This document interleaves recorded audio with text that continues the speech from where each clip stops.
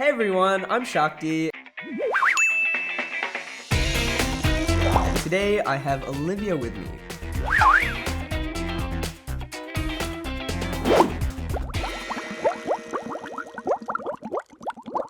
Today we're going to be talking about disability, life, growing up, and all of that kind of stuff.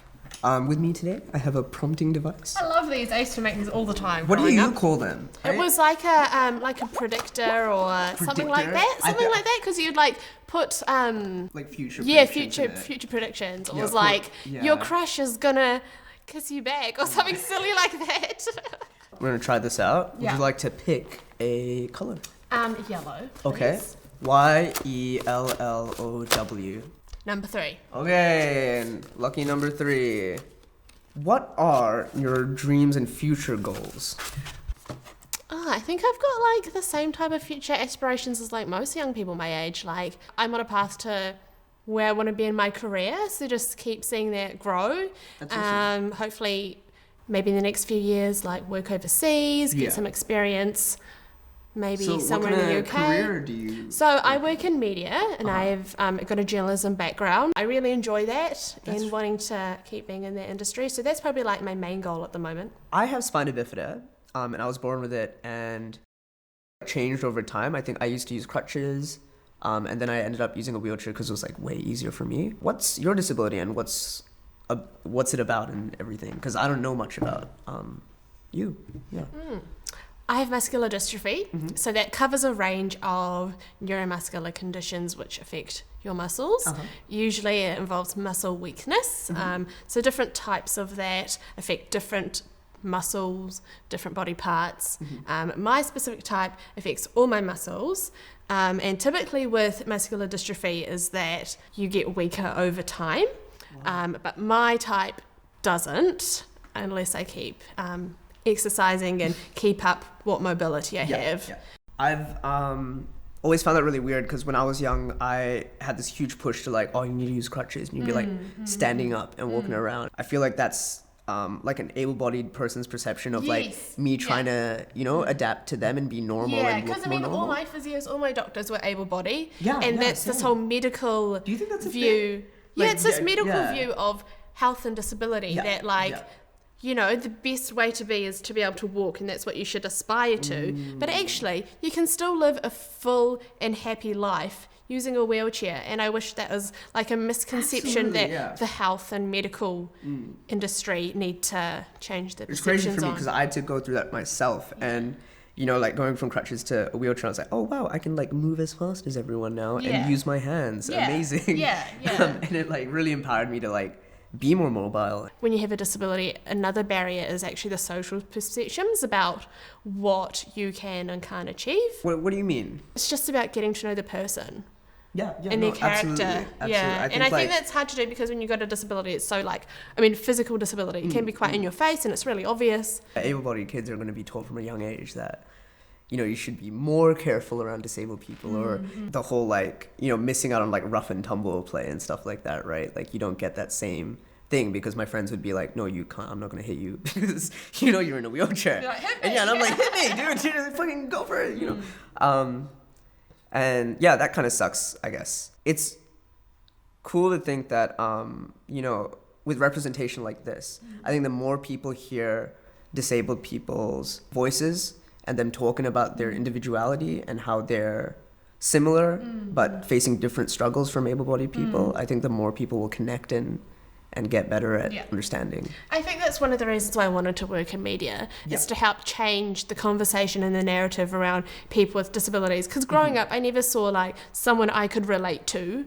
on TV or, in a TV show or movie. Did you ever find that the people that were in media, disabled people, they were often viewed very negatively as well, right? They were like the pity character or the token character type of thing. Even just like being a person in a wheelchair in a newsroom helps the reporters and news directors like have a different perception of disability, rather than saying something like, oh, blah, blah, blah is wheelchair bound. They know me and they know that I work hard and they know my abilities, at work. They may say, oh, someone who is a wheelchair user instead. I think that makes those little words make a huge difference. Absolutely. These days, people are all like into diversity. That's like a buzzword, and people really want to be seen as diverse. But disability is always like at the very bottom of the list. Everyone wants to, like, when you think about it, there's like International Women's Day, and that's like super celebrated. Like, let's get more women in leadership positions, which is great. There's like the Rainbow Parade, and that's like a big celebration, and it's a happy event. But like, no one celebrates disability. It's seen as something that people don't want, they want to stay away from, but actually the reality is, like, in New Zealand, like, nearly 1 in 4 New Zealanders have a disability. Absolutely. So like, why are we ignoring that? Absolutely. I've always felt that as well. I've always been like, man, why are minorities so trendy right now, but disabilities aren't? Like, yeah, I'm like waiting for the social change to like catch up on that. Is there anything that you think could help facilitate that social change? Well, I think we need more like people with disabilities in leadership positions. In leadership and powerful positions as well. This is something I've learned recently, that most of our DPOs in New Zealand are run by able-bodied people, which is fine. You're allowed to, but it's not a great representation of the people that they're serving, I think. There's this like expectation for disabled people to strive for above and beyond to validate their disability. And I think that we want to see disabled people in these leadership positions, but we also don't want disabled people to get burnt out trying to like reach for these expectations and goals that other people have set on them. Yeah. I know some people with muscular dystrophy, like fatigue is actually a thing. Yeah, like, absolutely. They do get more tired than normal, and they've got to like make considerations in their day to make sure they don't burn out. But yeah, I think there are expectations, because one of the images we see of people with disabilities in media is that they're super inspirational and look what they achieve. Like, that's a big selling point for things like the Paralympics, which is great that we have the Paralympics, but they're different. But the way they're sold is very different to the Olympics. Absolutely, and that's like one of the biggest ways that able-bodied people interact. with disabled people, or see them. So I think maybe for some people there might be a pressure to feel like they have to go above and beyond because that's what is expected to stand out and be included. I think Is it my turn to do another question? Oh man, you're so excited, dude. I love these. Fortune tellers. That's what we used to call these. All right. Fortune tellers. Okay. Pick a colour. Blue. BLUE. 1. Okay. How do you feel about yourself and your disability as a kid? You grew up with spina bifida, right? Yes. Yep. I always face like different mobility challenges, different expectations. I think I got a lot of that hype when I was a kid. When you're a disabled kid and people are like, wow, you're so amazing, you can do all this stuff. It was a really tough transition for me to realize that, hey, guy, you're just a normal person. You're an everyday person. You're not exceptional because of your disability. Yeah, so I was also born with my condition, and I think what makes my situation a bit unique is that, like, my brother and my dad also have muscular dystrophy, and in my family, it's like very normal to have a disability. Oh, yeah, it's more people. Yeah, like it's just my mum who isn't disabled, so she's like the odd one out. No. So yeah, I think for me, like, disability was something that was like fully embraced and celebrated in my family. Yeah, I think my parents obviously still found it hard because there is obviously this idea, like, when you have a baby and people are like, oh, healthy baby girl was born, and it's like, that's so like celebrated, but just because you've got a disability doesn't mean you have a healthy baby that has the potential to live like a full happy life, which I do lead, really. That's so cool. Do you have any examples of how you felt more supported by celebrating my disability? Parents just got me involved with like everything possible. They worked so hard to make sure that I could do lots of other things, so I wasn't missing out. So I did like disabled sailing, I did horse riding, I did violin lessons, I did Star Jam, which is a charity for young people with disabilities to do performance. There's been like lots of cool things that I did growing up, so I didn't like feel too I was missing out on stuff. You're still getting engaged in the community and society, and you're doing things. But then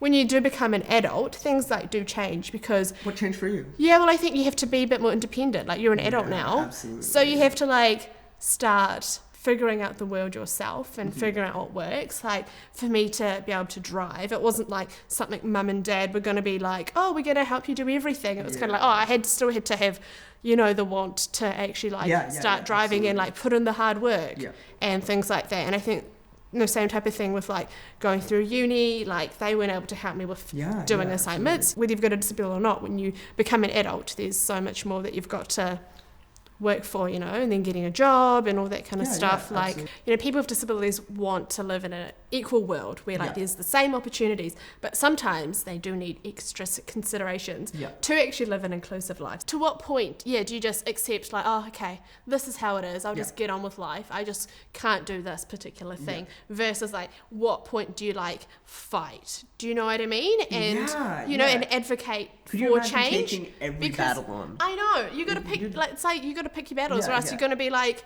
a real downer all the time, and no one wants to be around that type of person. But there are lots of ways that I think society like still have to go in terms of like disability access and what they consider is acceptable versus what a person with a disability thinks is acceptable. Like, for example, going to a concert, I can only go with like sit with one other, you know, friend or carer, like in the wheelchair area of a stadium. Have you done that before? Yeah, well, I've done that before. Yeah, it's only like yourself and one other friend. It's so weird. Yeah, so like for everyone's me, like mosh pitting behind you, and you're in like this little like, so like, but for me, like I can never go to a big stadium concert with a group of friends because I can only sit with one other friend or carer in the wheelchair area. You know, like if there was a way that stadiums could be like, okay, well, this area, like a person with a disability can sit with all their friends, you know, and little things like that. I think it's interesting that, you know, we often, accessibility often thinks about like the physical mobility issues, but it often lacks to think further about like the social implications and that wheelchair people have friends. Surprise! Crazy, right? And we want to hang out with our friends. And it's not just other people in wheelchairs as well, or with disabilities. Right, exactly. Thank you so much for coming and chatting with me. Good to chat. Absolutely, I learned so much. Thanks. Till next time.